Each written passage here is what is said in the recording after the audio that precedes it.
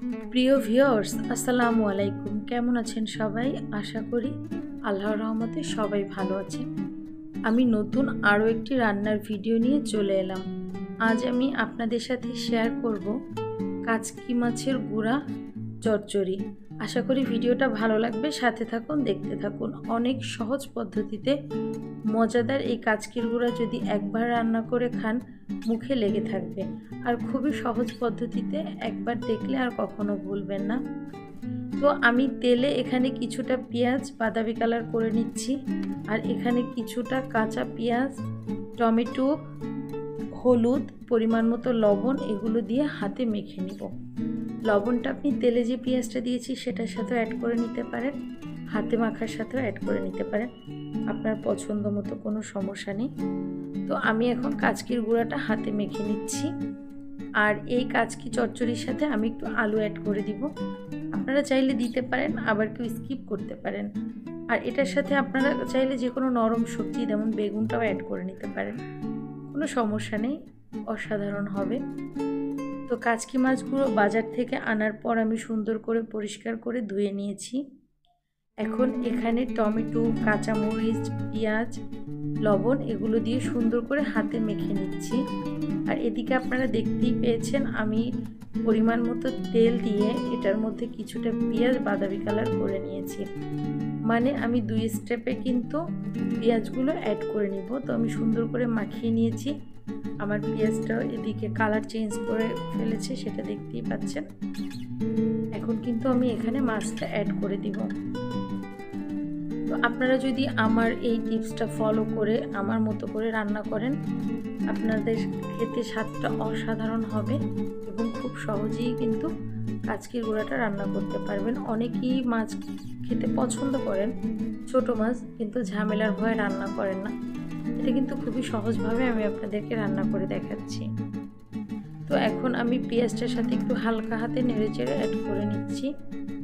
আমি টমেটোর পরিমাণটা কম দিয়েছি, এখানে একটা টমেটো দিয়েছি, আপনারা চাইলে পরিমাণটা বাড়িয়ে দিতে পারেন। এটা যে যার পছন্দ মতো নিতে পারেন, কোনো সমস্যা নেই। তো কত সুন্দর একটা কালার চলে আসছে সেটা কিন্তু দেখতেই পাচ্ছেন। তো এখানে আমি ছোট ছোট করে আলু কেটে রেখেছিলাম, সেগুলোকে অ্যাড করে দিব। এখানে বললামই তো, আপনারা চাইলে অন্য কোনো নরম সবজি চাইলে অ্যাড করতে পারেন, কোনো সমস্যা নেই। তো এখন আমি এখানে আলুটা দিয়ে দিচ্ছি আর একটু হালকা হাতে নাড়িয়ে চাড়িয়ে ঢেকে দিব।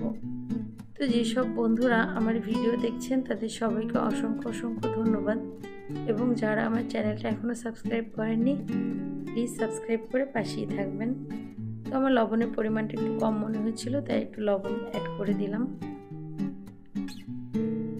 এবার একদম হালকা হাতে নাড়িয়ে নিচ্ছি। আপনারা একটু খেয়াল করলে দেখবেন মাছগুলো কিন্তু ভাঙছে না। অনেকেই আছে কাচকির গুঁড়া রান্না করতে গেলে নাড়াচাড়া করতে ভয় পায়, ভেঙে যাবে, কাটা বের হয়ে যাবে, কিন্তু একটু খেয়াল করলেই দেখবেন যে হালকা হাতে নাড়লে কিন্তু ভাঙে না। আর রান্নার সময় পাতিলের উপরে এখানে ওখানে লেগে গেলে বিষয়টা কিন্তু আসলে দেখতেও ভালো লাগে না। তো এই পর্যায়ে আপনারা ঢাকনা দিয়ে 5 মিনিটের মতো ঢেকে রাখবেন। 5 মিনিট পর আমি ঢাকনাটা তুললাম, এখন এই অবস্থায় আছে। 5 মিনিট, 2 মিনিট, 3 মিনিট পর পর উঠে, এর জন্য আমি দেখতে বলি যেন নিচে লেগে না যায়। আর এই পর্যায়ে চুলার জালটা অবশ্যই মাঝারি আকারে রাখবেন। তো আমি কিন্তু এই পর্যায়ে এখানে ধনেপাতা অ্যাড করে দিচ্ছি। ধনেপাতাটা অ্যাড করার ট্রাই করবেন, কারণ হচ্ছে এতে করে সুন্দর একটা সেন্ট আসে, স্বাদটাও মেবি ভালোই আসে। কাচকির গুঁড়ার সাথে ধনেপাতাটা খেতে কিন্তু অসাধারণ লাগে। তো আপনাদের ঘরে থাকলে এটা অবশ্যই দেওয়ার চেষ্টা করবেন। তো আমি একটু ধনেপাতাটা নাড়িয়ে চাড়িয়ে এখানে সুন্দর করে অ্যাড করে দিচ্ছি। আমি কিন্তু চাইলে ভিডিওটা আরও ছোটো করতে পারতাম, কিন্তু নতুন রাঁধুনিদের জন্য আমি একটু শেয়ার করলাম যে কাচকির গুঁড়া রান্না করলেও কিন্তু এটা সুন্দর করে নেড়ে চেড়ে রান্না করা যায়। সেটা যদি আপনি নরম হাতে আস্তে আস্তে করে থাকেন তাহলে কিন্তু মাছগুলো ভাঙবে না।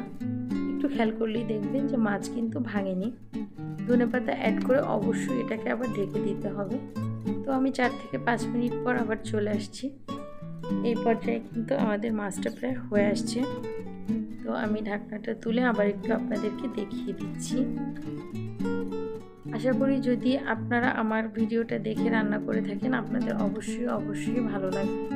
রান্নাটা কিন্তু হয়ে গেছে, একেবারেই শেষ পর্যায়ে। আমি একটু নেড়ে চেড়ে পানিটা সুন্দর করে টানিয়ে নিচ্ছি। আশা করি আমার ভিডিওটা আপনাদের ভালো লেগেছে। সাথে থাকবেন, দেখতে থাকবেন, দেখতে দেখতে ভালো লাগা ভালোবাসা হয়েই যাবে। আজ এই পর্যন্ত, সবাই ভালো থাকেন। আল্লাহ হাফেজ।